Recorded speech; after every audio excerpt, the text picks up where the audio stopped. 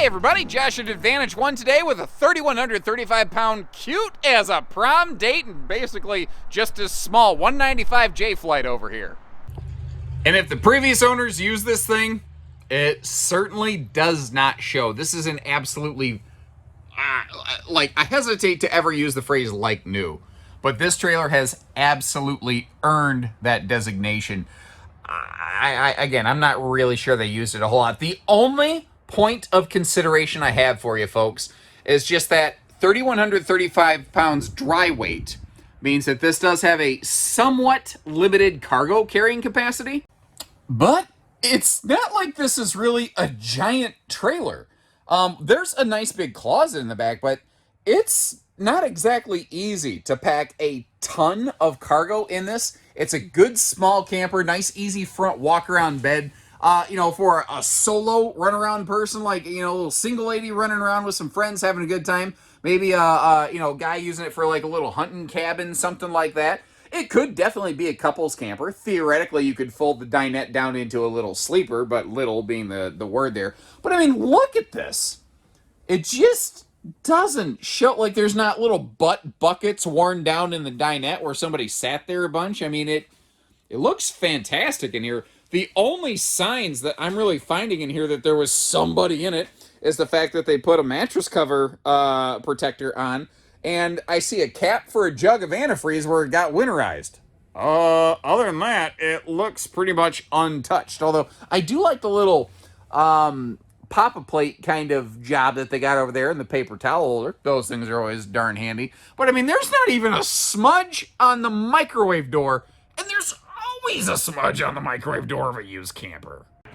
I did notice too, even though it's actually down here in the tub for travel reasons, so it doesn't fall. They did that intentionally, by the way. It does have a upgraded kind of shower head, but again, it's pretty straightforward here. Oh, there's one other potentially important factor for you to know, and standing here in the shower, it kind of reminded me. So like when I'm recording, when I'm walking around, I've got my face like down in the camera and I'm sort of doing this, and because it helps me keep control of the camera a little bit with this weird body posture, which is why my back always hurts, But when I looked at that shower, it reminded me, if I stand up normally, this was made when J-Flight still had a 6'1" ceiling. This is a reduced height ceiling. The current generation of J-Flights is 6.5 foot tall. So for general walking around time, I would have to constantly have my head down a little bit in this thing. Most of the time, you're not walking in the camper a lot. You tend to be sitting or laying down. And I get that you will be walking about the cabin from time to time. I'm not saying it never happens. It's just not what you're doing the majority of the time, typically. Why would you be walking a mile inside a tiny little camper, obviously?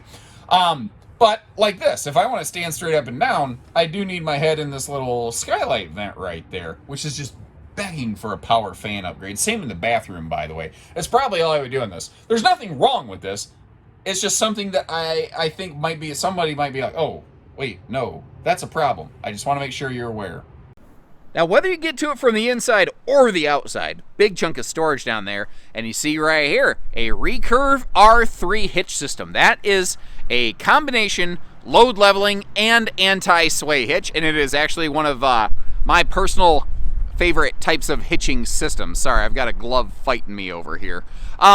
It's kind of chilly. It's actually kind of spritzing me in the face. It's a little bit rainy right now, but not bad enough. I'm going to let it stop me.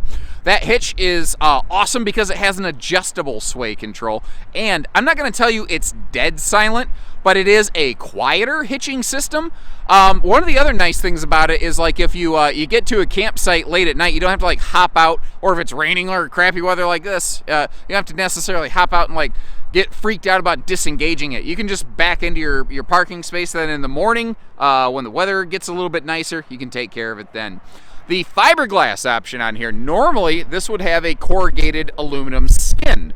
The fiberglass option here adds a little bit of weight. When it was brand new, it added some cost, but it also just gives the RV an amazing look. And as long as I'm right over here, speaking of looks, let's look at the Goodyear Endurance radials that came on this right from the factory. Everything looks good here. I don't see funky wear patterns. The tires are certainly not aged out or anything like that. and you can see the gleam and the gloss on this skin. It was obviously well maintained.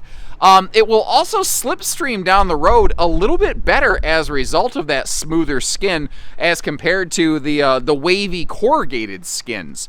Those things catch more wind. Now, obviously, this is a small trailer, and the skin on the trailer should never make or break the towing difference, but it is just one of those extra nice little factors. Plus, it's so much easier to clean as opposed to having all those individual little ridges. Now, I do apologize if my camera work right here has kind of sucked.